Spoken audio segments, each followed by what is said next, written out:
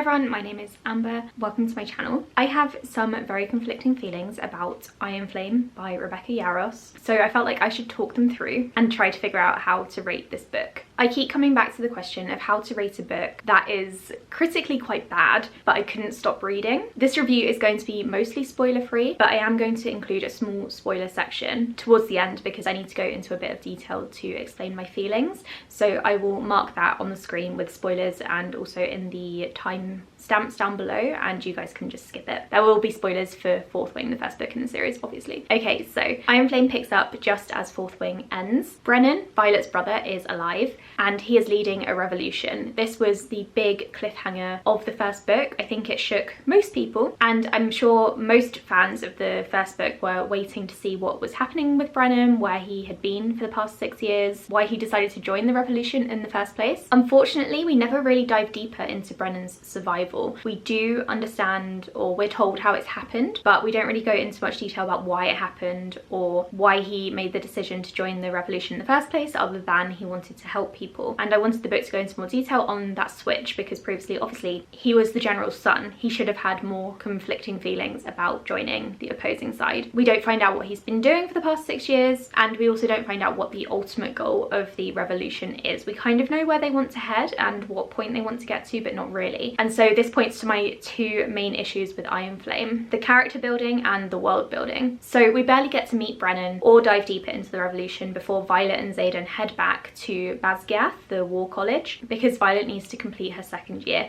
And to be honest, I wasn't expecting another year at Basgiath. I thought she was going to sort of go off and do some revolutionary things. That's not the case. It says in the description, to be fair, which I didn't read before reading the book, that she heads back to college to complete her second year of riders school. The first part of the book is mainly spent going over the same things again and again. The new cadets join the school for their first year, and so they go through all the things that Violet and her friends already did in the first book. Violet spend some time witnessing them going through these challenges because some of them are in her section. There's also a lot of time spent on Violet researching how to keep the venin away, and also, most importantly, Violet's distrust of Xaden after he lied to her in the first book. The first part of the book is so slow. I felt like I was taking forever to read it, and I wasn't sure if it was because I felt really tense about such an anticipated release, because I do tend to drag my feet or drag my heels a bit when I'm trying to read my anticipated releases because I get scared. But I also wasn't sure whether it was because it was packed with filler content. Now, having finished the book, I see that it's because the author really dragged out the plot. And there's also a ton of back and forth between Violet and Xaden about how she could no longer trust him, but still loved him, but still didn't want to trust him, and Xaden being super confident that she would find her way back to him, that she would forgive him really quickly, that she still loves him, and they would get back together. I honestly hated Violet for most of this book, and I feel really bad about it. I really liked her in the first book, but in this one she felt like a completely different character. I found that she was lacking a lot of empathy and also intelligence. She was constantly insulting people, most of the time accidentally because she was talking absolute crap, and she also wasn't understanding the bigger picture, and I feel like no one really took the time to explain it to her. Instead of talking about any of her issues or her concerns, she completely shut down, and she whined a lot. Her trust issues were mainly due to, first of all, Dane betraying her in the first book, and Xaden not telling her about the fact that he and the other marked ones were supplying weapons to the Griffin flyers. But she wasn't connecting the dots and understanding that his revolution that he is trying to help is trying to fight a war, and the outcome of the war, or winning the war, isn't something that could be risked in order to tell your girlfriend of, like, what, 3 months what's going on and all of these things that you're doing, because anyone could have captured Violet or tortured her. Dane could have read her memories, which he had done previously, so surely it's absolutely fine that Xaden didn't fill her in on what was going on immediately. I feel like Violet really wasn't understanding that those kinds of things, the trust and stuff, takes time, and it's not necessarily that he didn't trust her, he didn't trust the people around her, because again, she is in a war college, in a school that is training people to fight the Griffin Riders, which he was working with. She was surrounded by people who killed his family, and this was never discussed. It just kept being said that she would trust him again, that it wasn't his fault, but she wasn't understanding it, and to be fair, it was never explicitly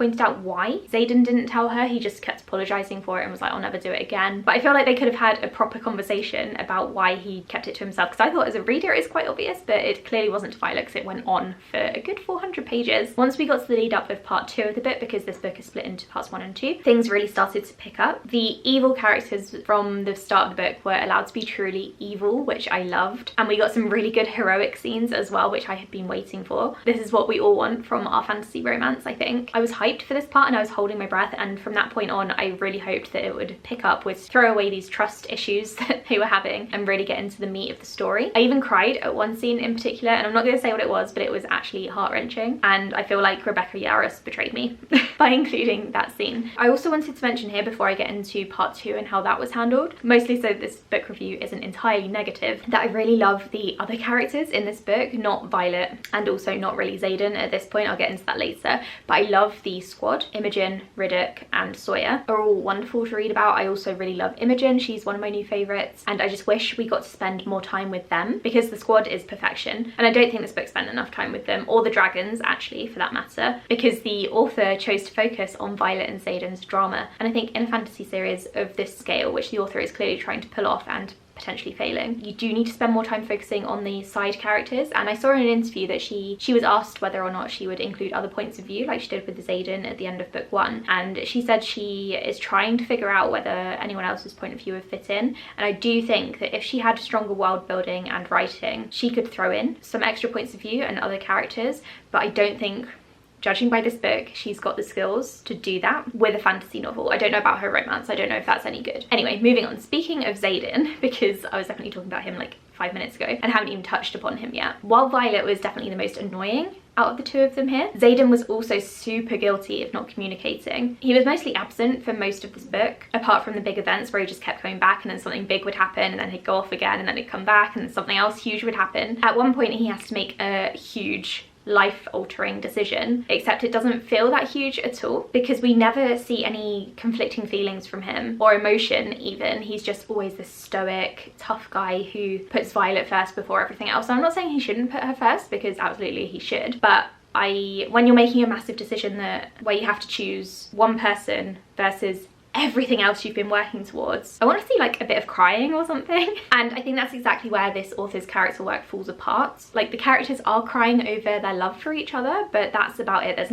not really any emotion anywhere else, and we don't see anything deeper. There's no inner conflict or turmoil or anything that could lend itself to a more complex character. And that's not just for Xaden, by the way, that's for all of them as far as I can tell. I was also really disappointed in the world building. This was one of my issues with Fourth Wing as well, and I hoped because this is a sequel we would get to know the world a little bit better and get more history, especially because Violet wanted to be a scribe and she would have known a lot of stuff regarding their world, or what she thought that she knew was going to be sort of upheaved because Venin is suddenly real, these mythological creatures, wyverns, are real, and so I was expecting the history of the world and all of the background and stuff to really take shape in this book, but it didn't. I don't feel like I have a greater understanding of this world like I should after reading the second book in a series. I'm confused about several things really. For example, why Navarre, the country that this is set in, isn't helping anyone outside their borders. I don't understand why they're keeping Venin a secret. I don't understand why the dragons are agreeing to help the humans when the Venin is such a threat. Surely the dragons should either go off by themselves to fight the Venin, or they should all work together, but instead the Dragon Council or whatever seems a bit split on that, considering some of them are helping Violet in the revolution and others are also still helping people from Basgiath and the generals and stuff. I'm unsure of the role of the revolution as well and what exactly they're trying to achieve, and I still don't know why, and this is a lot of people's issue with the book. If Navarre is fighting a war, why are they sending hundreds of kids to die at this war college every single year? Because even if they get through their first kind of challenge on the parapet, they then have to go through a series of trials in order to bond with a dragon. The dragons could then kill them, they could die taking flight lessons, and that's just in their first year. They could also, it comes to light, die in their second year and potentially their third because they often get called into combat. But why is Navarre doing this when they need talented trained up fighters, and they've just spent 1 or 2 years even training these students up and really investing time and resources if they're just going to let them die anyway. It doesn't make sense. And now I'm going to quickly talk about some spoilers, so I'll put that up on the screen, and again in the timestamp down below. Just skip ahead to the ending of this review if you don't want to hear spoilers.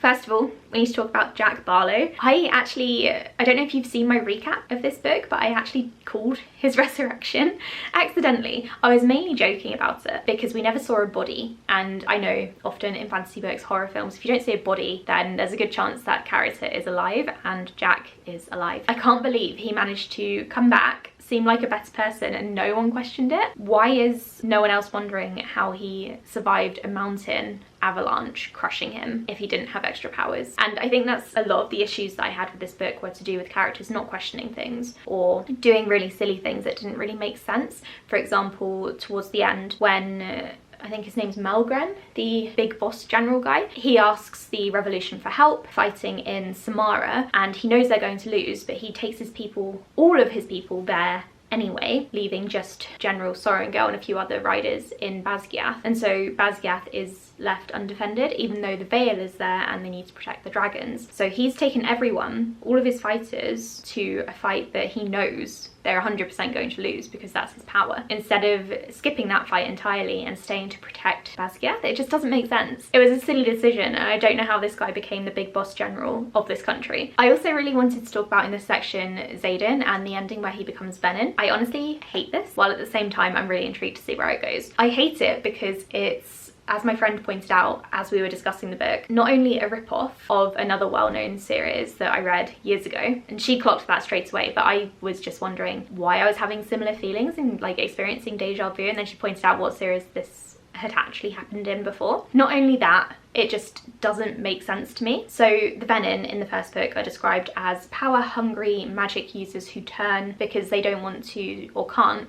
take magic from dragons, they want to take it directly from the source. But now in the second book they can be turned just by flicking a switch or something. It seemed to happen instantaneously for Xaden when we got his point of view chapter at the end, and so he's suddenly not really power hungry and caring that much. He's turning because of Violet. And then there's also some sort of suppressant or cure or something, which I'm sure is going to be a huge plot point in the next book. And I feel like this is some sort of like vampirism or something, rather than people, horrible people, wanting to grasp the power of the planets. It just doesn't make sense to me, and I feel like the author is just throwing random crap into her world building at this point just for the sake of drama. I feel like this is going to lead to more issues between Xaden and Violet, and to be honest, after this book I'm kind of done with their issues. I don't know why the author didn't have them break up in this book for a good amount of time, have them maybe get back together in the end, have a really dramatic reunion, and then he turns Venin. That would have been much better than her going on and on at the beginning about all the trust issues she was having, and then throwing more at him in the second half of the book when he reveals that he's got a signet, which could get him killed, by the way, that no one else can know about,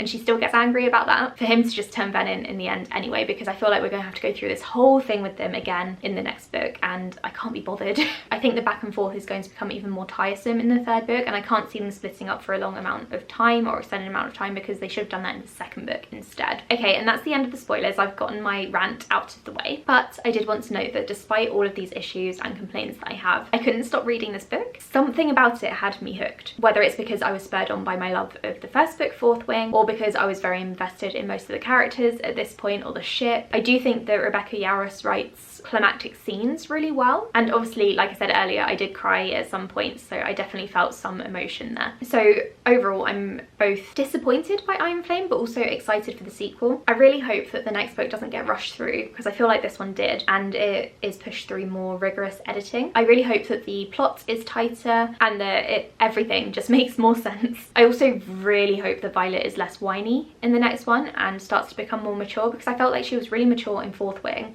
and then suddenly wasn't in Iron Flame, and that could have been explained by what happened to Liam and what she witnessed, but it's not really discussed. Obviously she's quite traumatized by what happened with the final fight with the Venin in the first book, but it's not really, we don't really get into her head all that much, to find out how it's really affecting her, and does she have like trauma or PTSD or something. I really want her to go back to being more empathetic like she was in the first book, and I want her to be nice to her friends because her friends are the best characters, and I really hope that Xaden and Violet take a break for my own sanity. I'm really looking forward to reading more about the side characters, and I kind of hope that Rebecca Yarros does introduce another point of view, but if she does, it's probably going to be like Xaden or something. I'm especially interested in some of the new characters that she introduced in this book. I think Sloane is very interesting, especially with her signet, and there's also a character called Arik who I am very intrigued by. So overall, I'm not really sure how to rate Iron Flame even after talking through this. I still feel very conflicted about it, and I'm not really sure how to rate a book that is, again, like I said, actually quite a bad book, but I really enjoyed reading and I'm clearly quite invested in the world, and I will be doing a recap of, and I'm now reviewing for you guys, so I'm interested. It's just I'm disappointed, so I'm not sure how to rate it. If you've made it this far, please leave a comment down below. Tell me what you think of the book, tell me what you think of my discussion points, let me know how you rated this book, and what do you personally do when you have such conflicted feelings, because I am stuck. I'm honestly stuck. Thank you for watching this review video. If you did make it this far, I realised it was probably a load of rambling and ranting. I just needed to get it off of my chest, I think. I will be doing a recap for Iron Flame at some point, probably in the next couple of months. I normally wait 3 months for the book to have been released and for people to read it, just so that people don't come straight to the recap before purchasing the book. But I don't think I really need to worry with this one, because I think most people who are going to read it have purchased it or acquired it in other ways, so I can probably go ahead and make a recap quite soon, and then we can discuss it even further then. Thank you so much for watching. I will speak to you all in the next video. Bye.